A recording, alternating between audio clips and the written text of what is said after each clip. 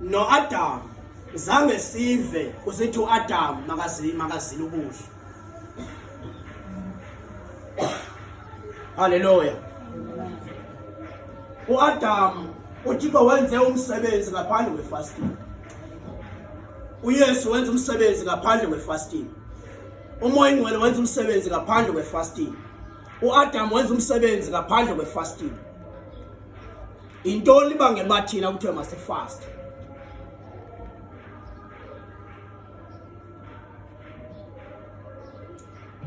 And abazalwane sebezilile bathi uThixo akekho phakathi kwabo. Isizathu sefasting sisono esingaphakathi kwethu. Onye sisengqondweni yomuntu. Injongo ye-fasting ukubuyisela kwe-character kaKristu emntwaneni kaThixo. Lanto uThixo wathi mayidala uAdam wayinikezela kuAdam. Yafika utshaba lwayonakalisa. Latyala mbewu yimbi. Uma ethe uThixo uAdam akenza ukuthile wajika wenza enye into, wenza ufezekisa injongo zothaba. Ngamanye amazwi kukhona imbewu ehlwayelekileyo engqondweni yakhe nasenhlizweni yakhe. Asifasteni ukuze sibe namandla.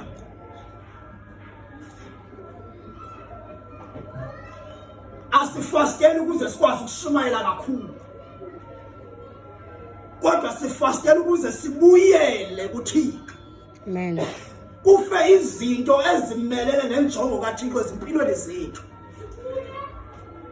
Senza impazamo uma ngaba sigada sibe khona kwiprogram ukuze sibambe fasting. Uba ufuna xa ngaba ushumayela ube ngumuntu osogqoke kakhulu ngalamini yoba ushumayela. Impazamo ukungena emthandazweni ukuzakha wena kholwa. Awungena emthandazweni ukuze unqoye ngabazali bawushumayele namhlanje. Kodwa ungena emthandazweni ukuze i-character yakho ibenye noKristu. Uma ungena emthandazweni ufana nomuntu lento yenziwa kuYesu wanyusela entabeni yaseGolgotha eyobethelelwa. Uma ungena emthandazweni uyonyusela egumbini eliphezulu ukuze uncamatheliswe ube mnye noKristu.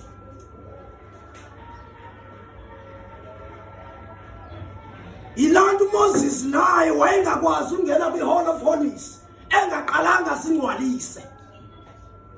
Kwakufuneka kube khona isitya sohebo ngasemnyango aqala hlambe. Izambatho zakhe, igawuni zakhe ezobubingeleli kwakufuneka singaphumi entempileni. Wayeqala hlambe phambi kobangena besethula izambatho zakhe anxibe.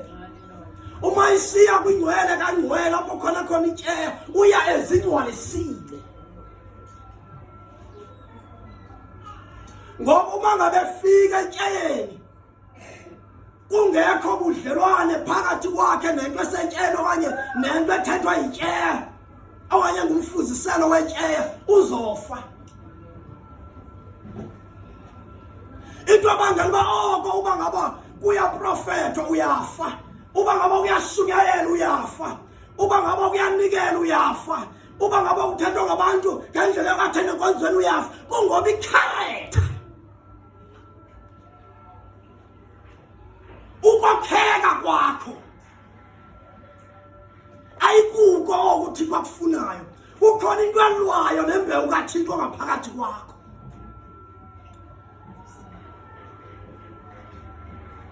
Uba kuthiwa vula umlomo ukufaka icebo uthiwa nothi kumkanje. Uba kuthiwa hlala phansi uthi nothi kumkanje. Ngathethe ngamkanje. Uba kuthiwa yenza into athi nothi kumkanje. Kungoba kukhona into elwa nawe ubungawenza umsebenzi kaThixo ngaphakathi kwakho. Ayinguye lo muntu athetha nawe, yinto engaphakathi le ithetha kuyiphikisayo. Kutheni sizile ukudla sithobeke phambi kukaThixo? Kodwa uThixo angasijongi. Uthi uThixo bayabaphendula abam-invayithanga uThixo bayamhleba kodwa uThixo akahleki khona. Uthi into ebangela uba mna Thixo ndinganijonge ndingayinanzi into eniyenzayo ngoba nenzela iinkanuko zenu. Uma nizila nizele ukubambana libethane ngamanqindi. Ayilula uzilo mna Thixo endilonyulileyo. Ngoba into ebalulekileyo awungeni kwi-fasting ungekazihlambululi. Ukuba ngabe ungumzalwane ohlebayo, uba ngabe ungena kwi-fasting ungumzalwane ohlebayo uzohleba kakhulu. Ngoba i-fasting ikhulisa le nto yiyo. Awukwazi unkcenkceshela umuntu ungaqala nguhlakule. Awukwazi ukuphosa imanyola kodwa kusekhona ikhula. Uma uphosa i-fertilizer kuzokwenza kanjani? Luzokhula. Kodwa qala unyotha ulukhulu uzogqiba emva kokuthini unkcenkceshele. Qala uzingcwalise. Ndohlulwa yile nto. Emva kokwenza ukuthi Thixo dinika amandla okwenza umsebenzi wakho. Nizilele ukulwa nibambane. Ayikho into esiyenzayo siyenzela nje ukuba uThixo makaveke amani kodwa senzela abantu.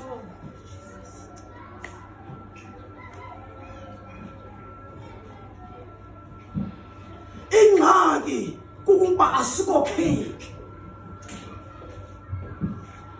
Noba siyasikhupha isizulu, siyakhupha umnikelo, uThixo akanguye umuntu othengwayo okanye ojonge umnikelo, kodwa ujonge kuqala lo mnikelo owenzayo lo unguwe. Ujonge inceba ukuthi wena wamkela inceba wokheke ube yilento uThixo wathi masenze umuntu ngokufana nathi, okanye ube ngulaa muntu uThixo wathi masenze umuntu ngokufana nathi. Ikharektha yakho kungabikho mohluko phakathi kwakho noYesu.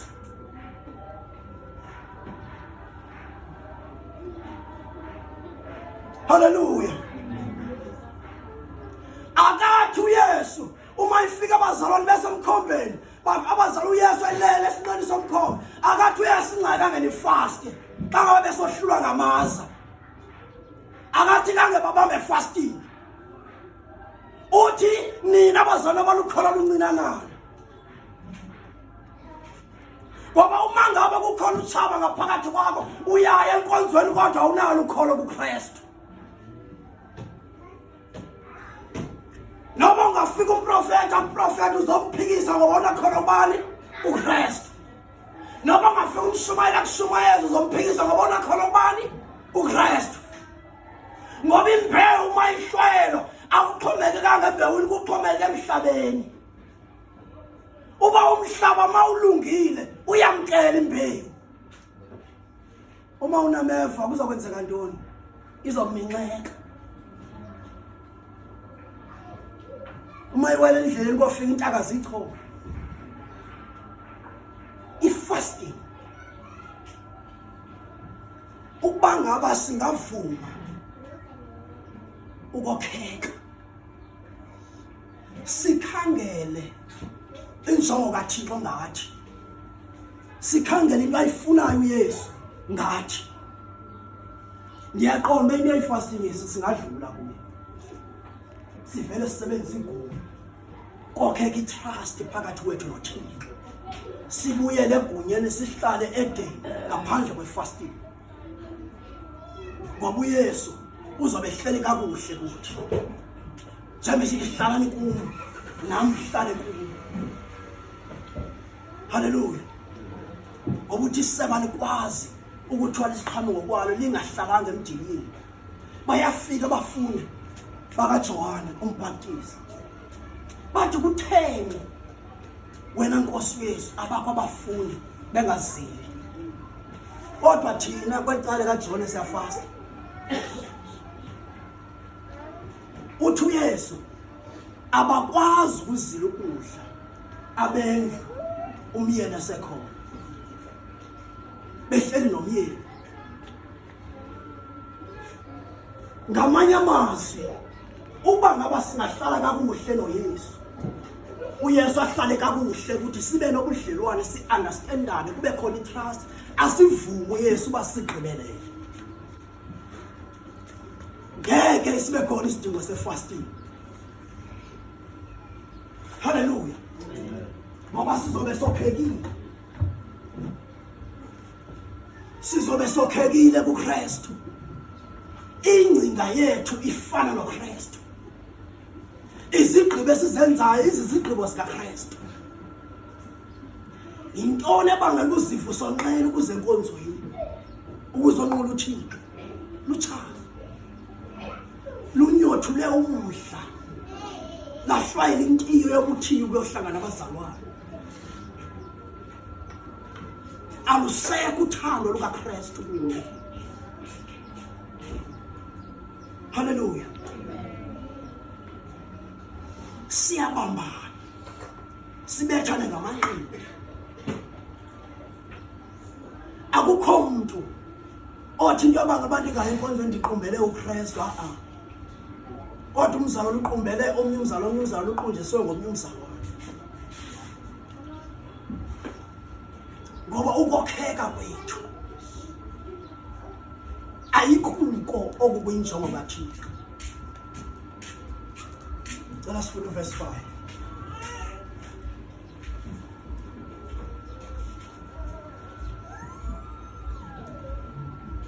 Limesi awuthathe umuntu somhlala ngamvumela so. Verse 5. Into enjalo ingaba kukuzila endikunyeleleyo na? Ingaba ngumhla wokuba umntu awuthobele uphefumlo wakhe na? Ukuthokombisa intloko yakhe njengomzi, adlele ezihlwekayo nothuthu. Oko kuzila, ukuthi kukuzila na? Ngumhla okholekileyo kuYehova na? Verse 6. Ukuzila endikunyuleleyo asikukho na?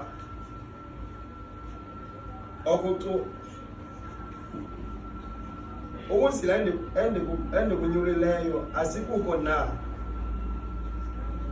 Okucombulula iziqamangelo zokungendawo, ukukhulula izitrophu zejogwe, ukundulula abavikivikileyo, abakhululekileyo, bekhululekile, nephula zonke ijogo. Nyeva abazalwane, make ndifuna ingxaki yethu bantwana bakaThixo sifundele ukushumayela ilizwi.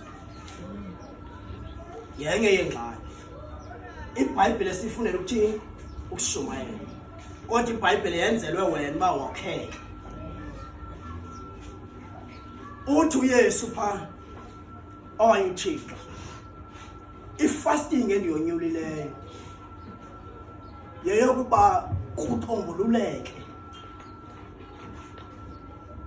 uqhawuke isitrophu, kophuka ijogo.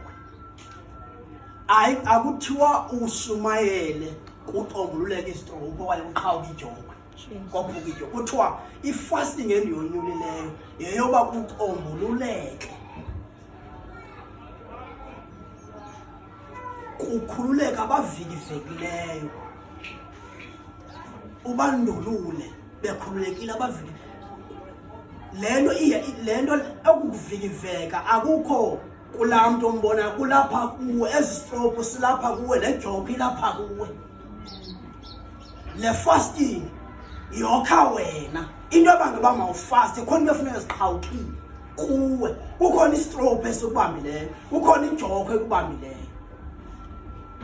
Ukuvikiveka kukuba ngathi awunamandla, ukufile ngathi ungavele uhlale phansi ngathi awunamalungu, ingathi ungangenzi into.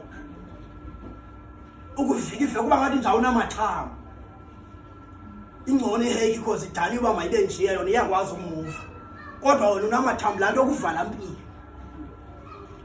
Kodwa ke ngoku uma ubamba ifasting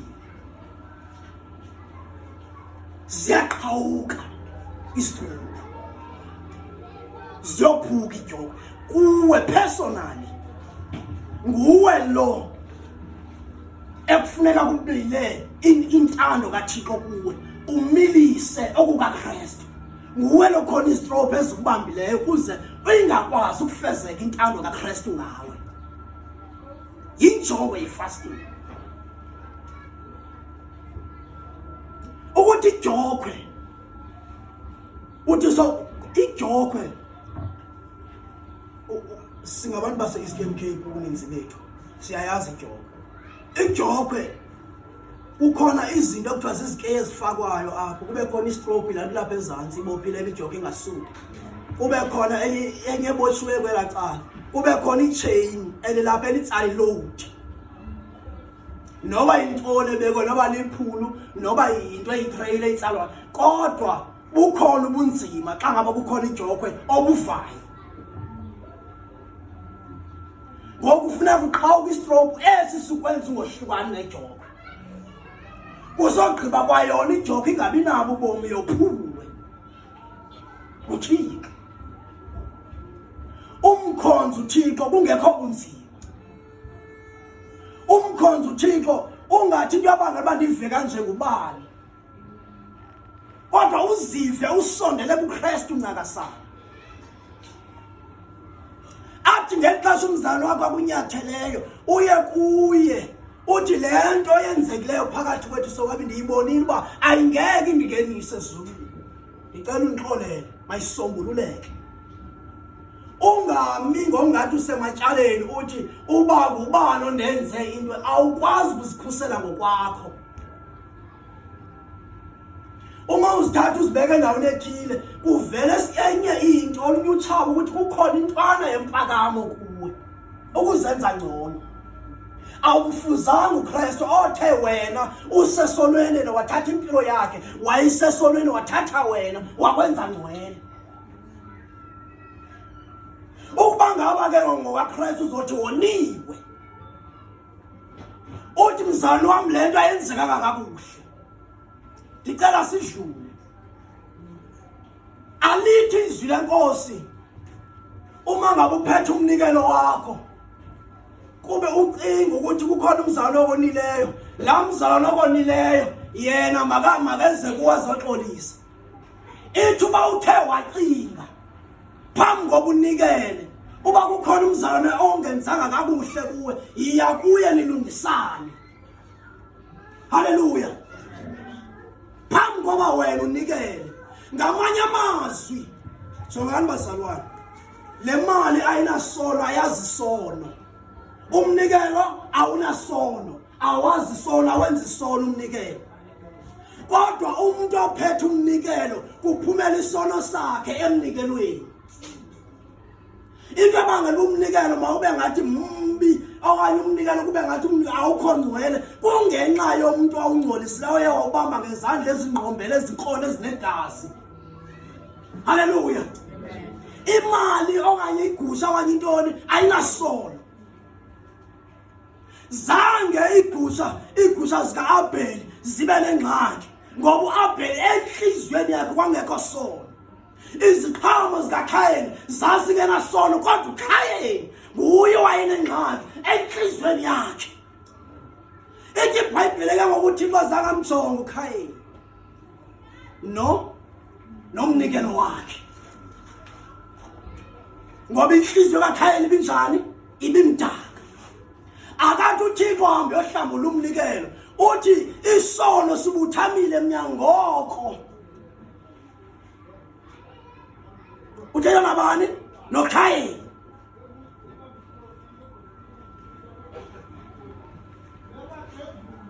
Umnikelo awunanto, but ingxaki ngumuntu ophethe umnikelo.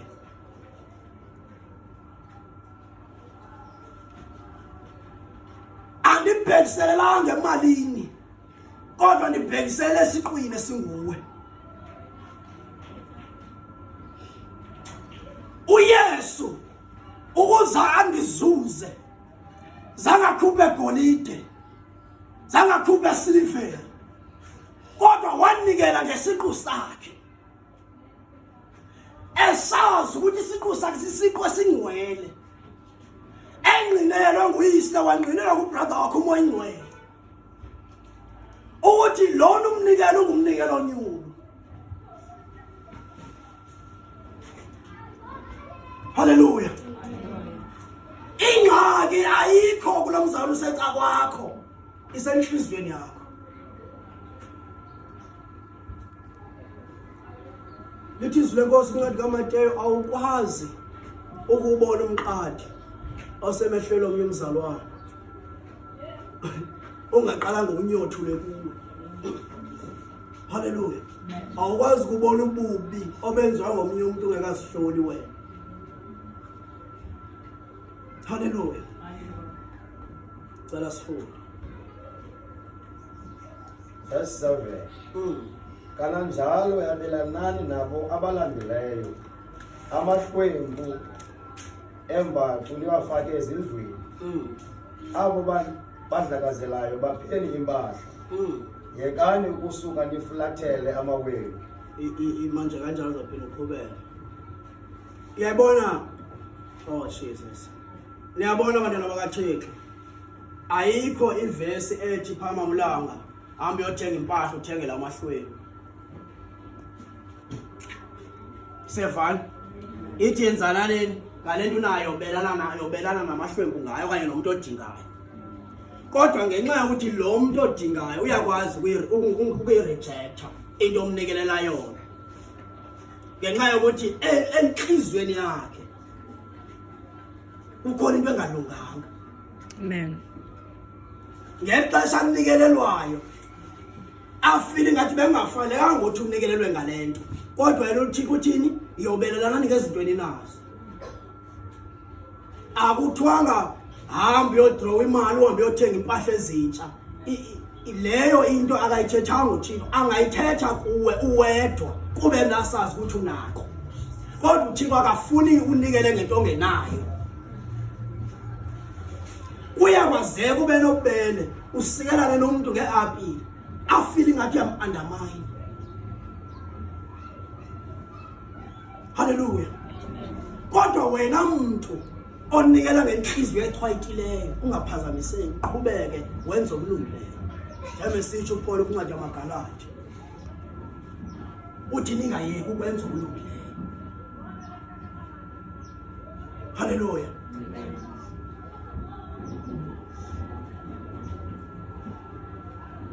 Ithi odinga indawo umngenise endlini ala umphindayo la. Hallelujah. Ithi iBhayibhile kwincwadi yokumkani besibili wayimane edlula umprofeti kaThixo evakala izindaba ezilungileyo eShunemi, emane edlula evakalisa. Ithi iBhayibhile lo mama umshumanekazi wakhathazeka, wathetha nenkosi yakhe awanye umyeni wakhe, wathi ndiyabona ukuthi umkhonzi kaThixo uyindoda kaThixo egcotshiweyo. Ngoku ndicela simokhele igumbi eliphi eliphezulu, sifake itafile, sifake isitulo, sibeke isibane, ukuze mayiphinde edlula afumane indawo yolala.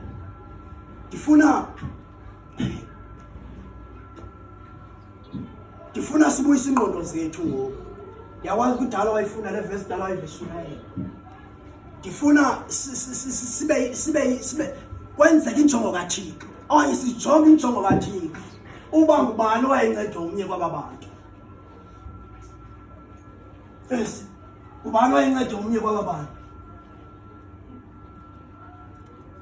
Ngulo okha indlu esokhela kulalo Elisha, awaye nguElisha onceda lo mama umshumanekazi. Ukhona into nempendulo ekhalezileyo ubani? Elisha wayencedwa. Ndifuna ukuqalela lento, umuntu wayencedwa pha ngumama umshumanekazi wayengena upstairs. Yayindlu yakhe le wayeyokha.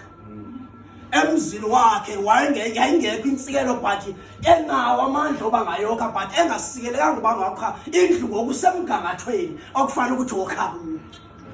Ngoba thina sithi masibona lento kuthiwa umkhwisho khona le mvulo ekuthiwa ngamathempukane ucinga usikelekile woneliseke, kanti kukhona into enkulu Thixo akubekele yona ekumele ukuthi uyenze.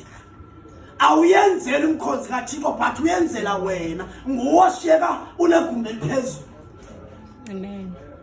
Bonke abantu abadlulayo babona ubani onendlu upstairs. Le upstairs eyalapha. Hallelujah. Uma ngabe uzithoba kuThixo, uThixo uyakuphakamisa but ukuphakamisa ngendlela wena ngeke uyibone. Anikho wrong. Injongo yala mama ngoyesokha lendlu wayokhela uncedo anikho wrong. Ni right. Kodwa mina ngendlela endiyibona ngayo umuntu wakufuneka benefit abe nendlu apha enkulu kulo mama.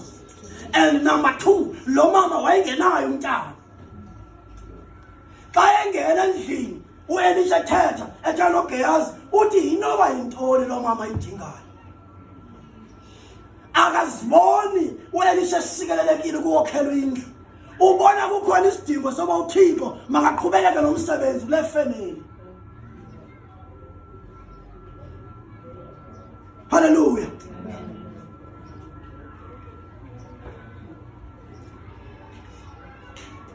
Kukhona indawo uThixo kuyalela ngayo. Kukhona into uThixo kuyalela ngayo ukuthi uyenze. Kukhona indawo yokuya. Kukhona into yokusila. Kukhona indawo ekumele uye kuyo. Kukhona into ekumele uyise. Ukuze insikelo zakho kanye injongo kaThixo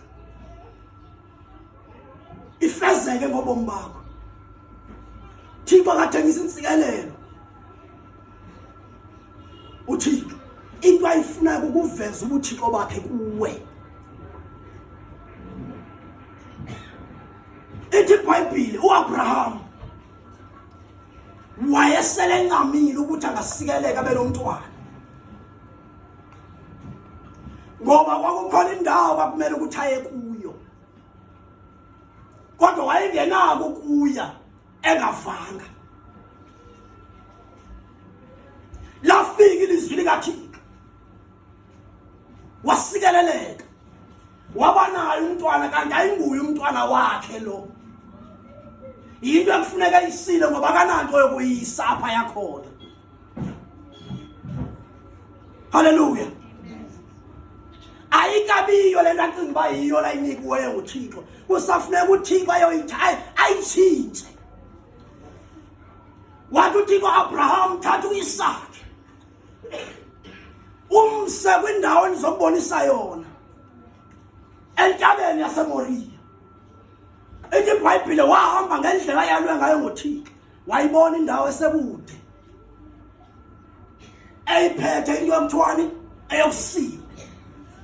Ukhona ukuva umyalelo uphathe into ekumele uyise.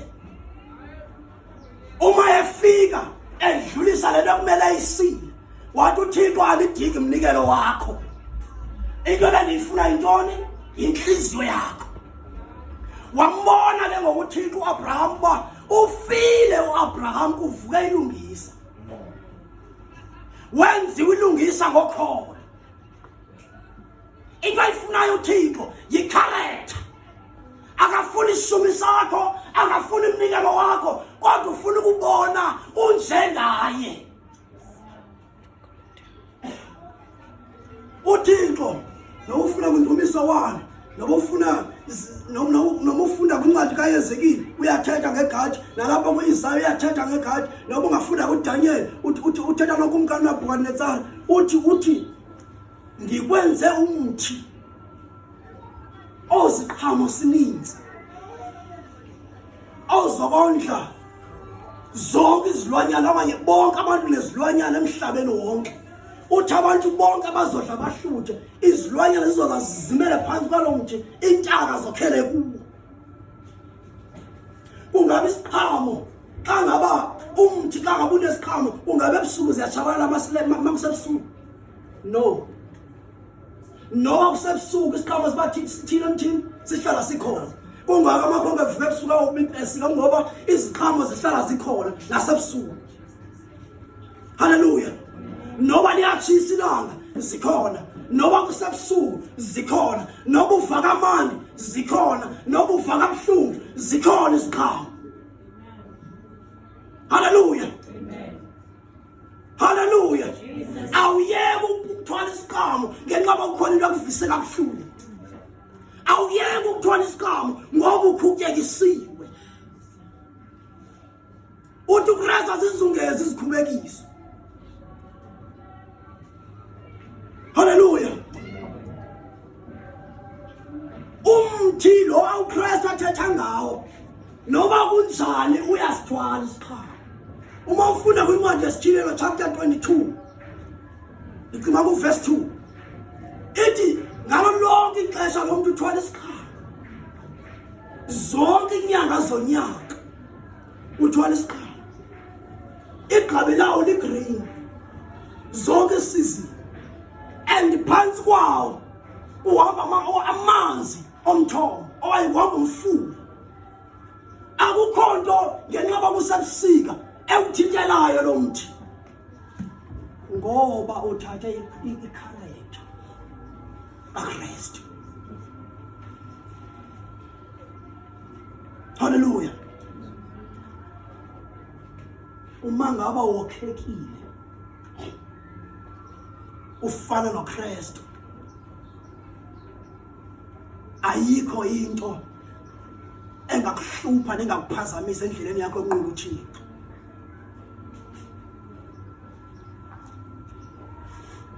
uJeremiah uthetha naye uThixo esiva inhliziyo ebuhlungu, inhliziyo yakhe ixhazile,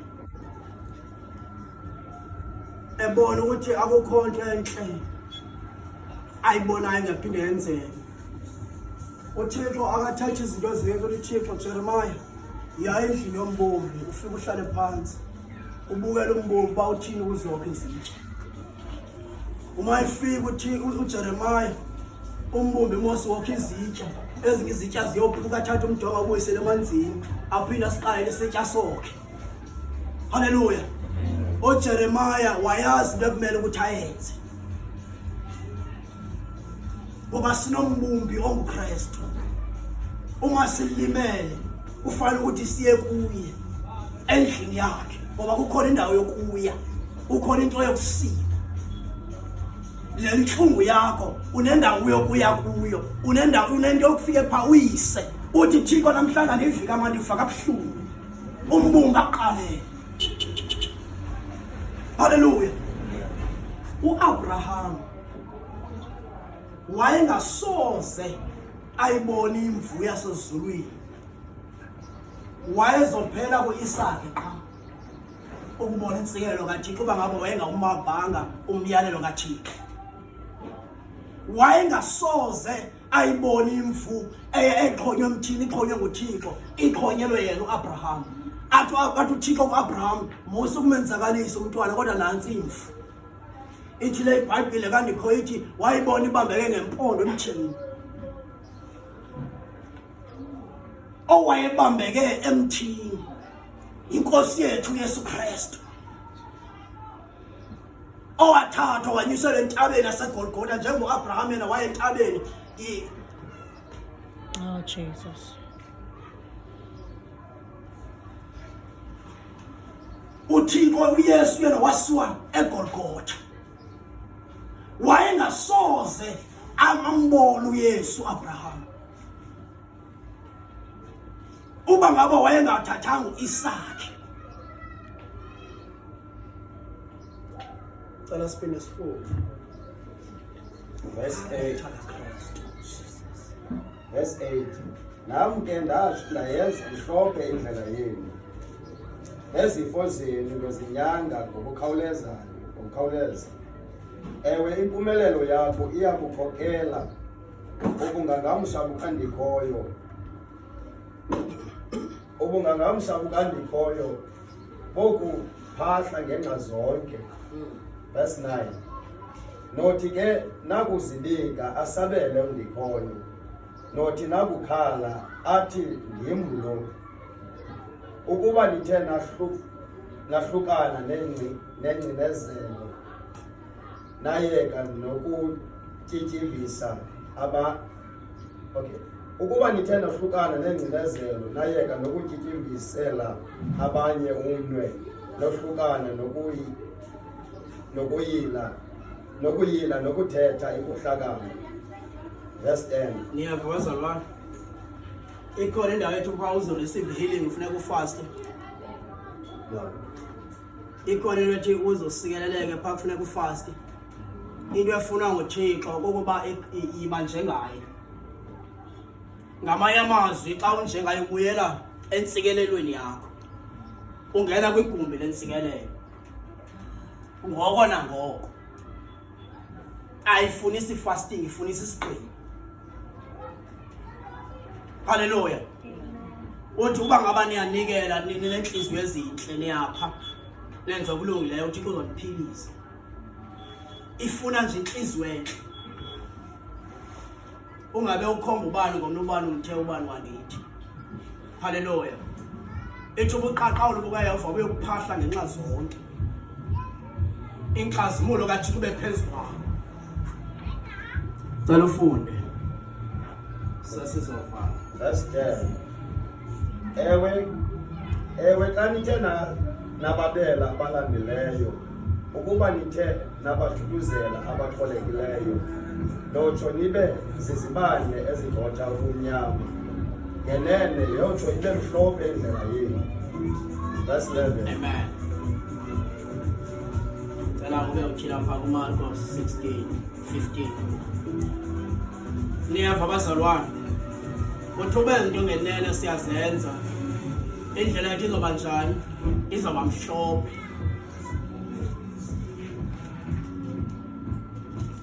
Uma ufunda kwincwadi kaMalaki 3,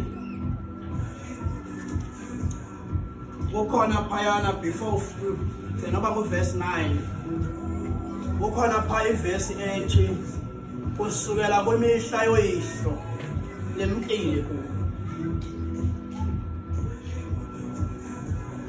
Siyavana ethi kusukela kwimihla yoyihlo. Amanye amazwi le nto yokumona uThixo ayonto yanamhlanje, njengoba siyazi bayaqala kwa-Adamu. uThixo uthetha ngezinto ezininzi abeseveza ukubaluleka kwenhliziyo. Uma kuthethwa ngomnikelo kuthethwa ngento ephuma enhliziyweni. Ngifuna ke ngoku masithi izinto zonke azichaphazeleyo uThixo wena uzenzile. Marko chapter 15 verse 38. Masithi izinto zonke uThixo azenzile azithethayo wena uzitheni uzenzile. Yintoni ke ngoku ezokwenza kwezinsikelo kwenza izinto uThixo wena yenza lento? Cela ubuyise ikhaya mancipha abantu abasiphazamisa emnyama. uThixo yenza lento athi yena uThixo uzokwenza leyo. Ngamanye amazwi uThixo uthi yenza lento atsho akuthembise. Ngoba ndifuna ujonge ke ngokuthi yintoni ezokwenza ukuthi uThixo afezekise isithembiso sakhe kuwe. Yintoni ekumele uyenze ukuze uThixo afezekise isithembiso sakhe kuwe.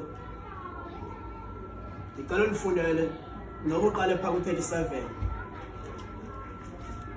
Marko 15 verse 37. uYesu ke wakhala ngezwi elikhulu waphuma umphefumlo.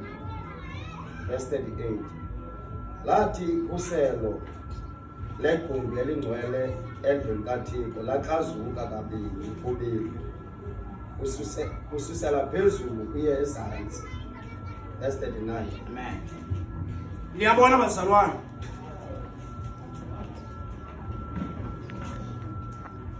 kukhona izinto esicinga uba thina xa ngabe umoya ingcwele singenela kuzo senza kakuhle mamlabo. Uba ngaba ndibekela abantu izandla, abanye bawo abanye baphile, ndicinga uba ndenza kakuhle uThixo. ukuba ngaba ngithi manje ithandaza kube khona abantu abafumana lezo zinto abazifuna, abanye abantu bafuna imisebenzi, abafuna imisebenzi bafumana imisebenzi. Ndicinga uba mina ayinanto yokwenza nami, inento yokwenza negama likaKristu. Haleluya. Into uThixo ayenza ngam komnye umuntu ayinanto yokwenza nami. Yes. Inento yokwenza negama likaKristu. Eli ndithi egama likaKristu umlwelo mawuphakama. Haleluya. Kodwa isethembiso nokufezekiswa kwamnqophiso kunento yokwenza mina, kunento okufuneke ndiyenzile ukuze uThixo naye afezekise into efanele mina ndireceive. uYesu noba ungafunda kweyiphi chapter wayesenza imiqondiso. Udibana mfama ithini ayiphilise, kodwa zange likrazuke ikhuselo lengcwele. Wavusa Lazaro, zange likrazuke ikhuselo lengcwele. Wavula amehlo ezithu, amehlo emfama, wahlambula abaneqhenqe, waphakamisa isiqhwala, kodwa ikhuselo legumbi elingcwele zange lithini, zange likrazuke. Waphinda izonka, wadla 5,000 amadoda enhlango, kodwa ikhuselo zange lithini. Haleluya. Eyona uThixo wayethe uYesu mayifikile emhlabeni uzoyenza uba uzokhulula thina, akrazule ikhuselo, asifake emnqophisweni omtsha kuyo yonke imiqondiso wayenza uYesu. Zange ithini loo nto, zange yenzeke. Apha nithini uYesu avuma ukuthini, ukufa. Eyona nto wayizele. Haleluya. Noba ungababekela abantu izandla imilweni ithini, abanye bathathe ngelwimi ezimbi, ayinanto yokwenza lento uThixo akubizele yona, inento yokwenza nomsebenzi wegama likaYesu. Kodwa ukuze wena wamkele lento uThixo, wamkele injongo kaThixo, wamkele insikelo kaThixo akubizele yona, kukuba wena zithulule. Fezekisa lento uThixo akubizele yona, ungayidibanisi nomnye umuntu. Uthi uma ithetha uPaul kwabaseFilipi, uPhilip 4, uthi sendifana nomnikelo othululwayo. Haleluya. Akathethi ngemiqondiso, akathethi ngemimangaliso, akathethi ngezinto uThixo amsebenzise kuzo, kodwa uthetha ngaye personally. Haleluya. Into yayidingeka ukuze ikhuselo lingcwele likrazuke, kwakudingeka igazi likaYesu. Into edingekayo kuwe ukuze ikhuselo ungene entsikelelweni zakho, njengoba lisithi izwi kwabaseEfeso, sasikelelwa ngentsikelelo kwezasemazulwini ngawo ezizezomoya ukuze ungene ziqongqothe. Ngene emnqophisweni kaKristu, ngekharacter kaKristu. Haleluya. Utheko ngiyathandaza, ngiyacela, kodwa namceli noko angifumani ngoba nicela kakubi, nicela ukwenza izinto zenu. Haleluya. Haleluya. Noba uyayifuna imoto, awuyifuna nje ukubona uba hayi bendiye kwimoto ethile, bendisikhuphile efamily, ayinanto yakwenza lento ayibizelweyo nguThixo. Noba uyayifuna indlu, awuyifunela into yoba kube khona umsebenzi kaThixo owenzekayo. Ufuna nje uba ubala ngabantwana bakho, le ndlu oyifuna ufuna 3 bedrooms, because uzoba nabantwana abane, ngizoba nabantwana abathathu. Haleluya. Awuciki ngomsebenzi kaThixo. Haleluya. Into edingekayo, uthi uYesu kwincwadi kaMatthew 25, uthi ndangilambile, zange nindiphe kudla, ndandikumphambukeli, zange nindinikeze ndawo, ndandisentolongweni, ndisesibhedlela, zange nindivelele.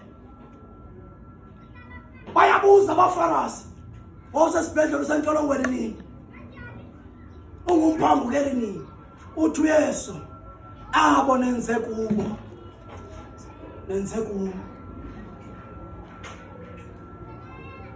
Ngoba kudingeka ungabambi ilanga langecawe, ungabambi isabatha, kodwa ubambe inkosi yesabatha.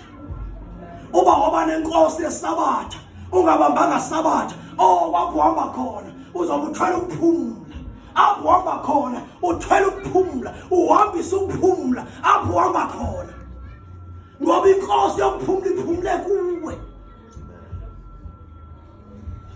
Hallelujah. Ayingomthetho ukukhupha umnikelo nemihumo nesumi test kuwe. Uthi ukhethe into uyisakhe wakho. Uthi ujonge uyisakhe uThixo akayenzi into yena akawenzisi into yena angaqala ngayenze. Uqale uThixo wanikela ngowakho unyana kuqala. Wathatha first fruit yakhe. Uyesu. Wathatha isumi, wathatha sacrifice. Zonke izinto zaphuma kuYesu. Wanikela ngazo. Before ihlabathi lidalwe, waba ifoundation. Lento athi yenze, ilento aqale wayilento athi uYesu ka John 17, ayikho into enyenzayo ngambona ngubawa 18. Hallelujah. Uthixo akadingi imali. Kungako lesithi iBhayibhile inyawo zakhe ezulwini zihleli phansi kwegolide. Ngoba uThixo akadingi imali kuye uyanyathela kuyigolide lesilver. Akadingi. Yenziwa nguye wayifake eDeni. Hallelujah. Kodwa uThixo ufuna icharacter. Ufuna wena ubuyele kuye. Cela simani ngenyawo.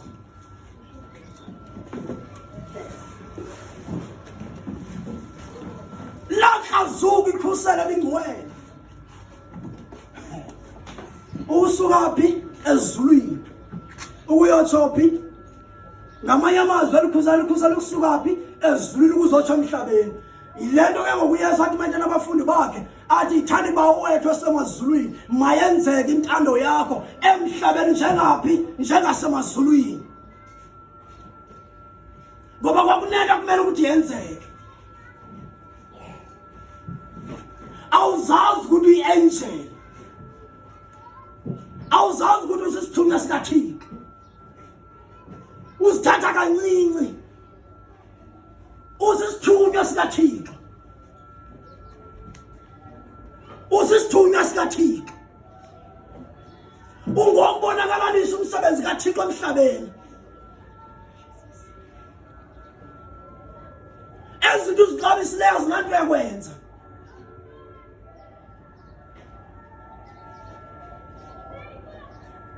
Uyesu uvela khomba into ezikela umsebenzi avela khomba ingca athi jongani ingca. uSolomon wayesisitshebe ngaphezulu konke umuntu emhlabeni kodwa wayengavadishwanga njengentshantshama. Akhomba into engathi ayinomsebenzi kanjani kodwa wayibillionaire uSolomon. Uthi jonga intshantshama akukho umuntu uzoyile yasihlakulelwa ingca ihlakulelwa ingakhomba inceteshelayo kodwa uThixo uyayinakekela. Musala ukuqhalela ingomso ukuthi lokombatha ntoni nizodla ntoni uThixo uninakekela. Fundana ezinyibeni azisonke azivuni azinabo vimba. Sinothixo omkhulu esimamkele kodwa simkholo. Incabanga libunqula ingxaki zakho ngoba uYesu umthini awumkholwa. Incabanga libunqula inzondo usolusithi ngengxaki nobani ngoba uYesu umtheni awumkholwa. Anithi ku-right ubuviso kabuhlungu ngoba lithi izwi lenkosi lowo sizangayo izikhumeliso. Uyazi ayisisiqalekiso already ingxaki yakho bakaguquki. Anithi ku-right ubukhutyakiswe kodwa dlala indima yakho ungasuke elayinini yakho ngoba uzibakho sizathu esilokubaluleka ubungamnquli uThixo. Ubungafuni indlela inkosi yakho uba yayindima intani kajika dingayo eGolgotha kodwa zange kubekho sizathu uYesu makajika.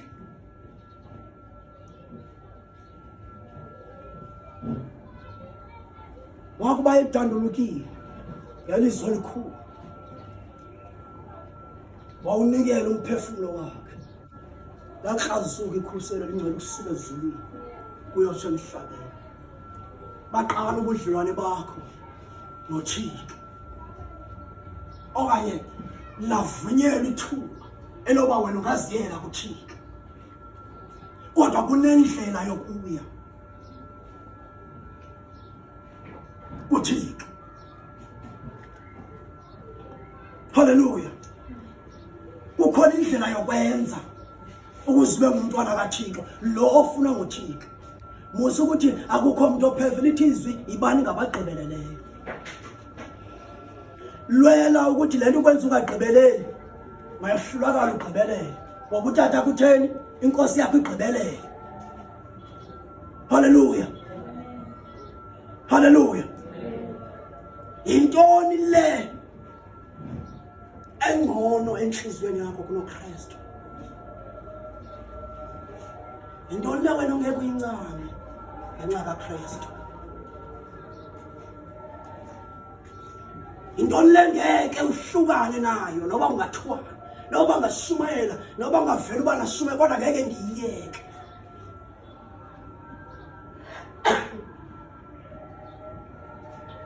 Le ndlela engiyiyo ngeke ngitshintshe noba bangathini. Le nto endiyenzayo noba ungasukela kukhona soze ndiyiyeke.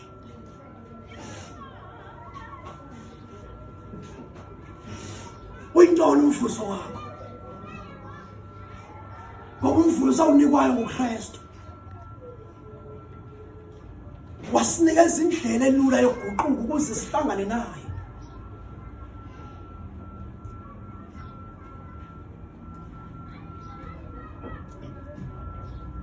Cela mfundisi ubambe ngeemic zangaphambili esithandazeni. Bana kaThixo. Ngicela asiyanalo ixesha. Silizwe ngelixesha uThixo lesitshilelo. Asikho isitshilelo esingapha kwesitshilelo. Silizwe ngexesha lokugqibela. Ngiyacela lungisana nenhliziyo yakho ubuyele kuKristu. Lungisana cengana nenhliziyo yakho, cengana nengqondo yakho, cengana nomzimba wakho ubuyele kuKristu. Ngiyanicela bantwana bakaThixo. Awuqalekiswanga kodwa indlela omnqula ngayo Thixo. Azidelay izinto zakho, udileya wena uguquka. Ayikho sesishumini, ayikho semnikelo senhlizweni. Hallelujah. Isenhlizweni.